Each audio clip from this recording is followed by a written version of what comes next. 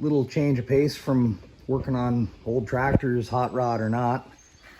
Old 75 Super Glide. Bike sat for near 18 years.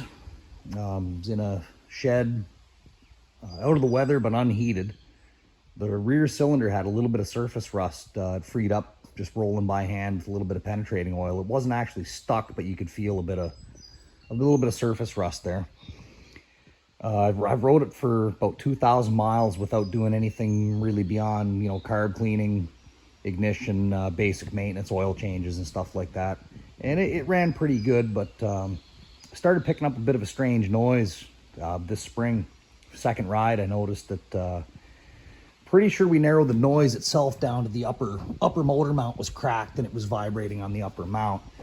But during that time, we started to pull the cam cover off and, check the cam lifter and tappets.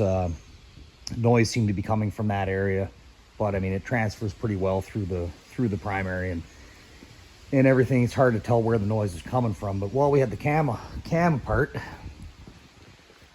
found that somebody has installed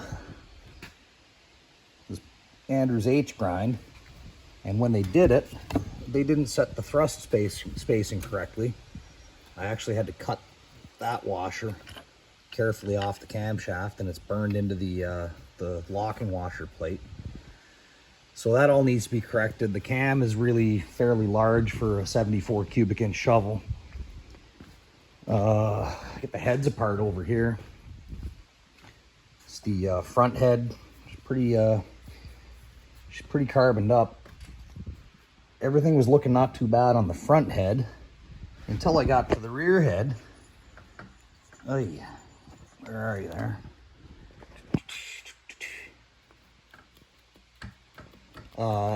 That's fucked, Ricky. So not good. Need some guides. Guess we'll just do all four. I was gonna give it a valve job, but we got one totally trashed guide. Titanium nitride coated valves. So I bet that valve measures just fine, but the guide is whipped. This is an intake valve out of the front. She's worn through the coating a little bit, but the clearance is actually not bad. It's not galled or anything. I've never dealt with a coated valve stem, so this is kind of an interesting dilemma here. Anyways, I'll be knocking guides out and doing a valve job on her soon.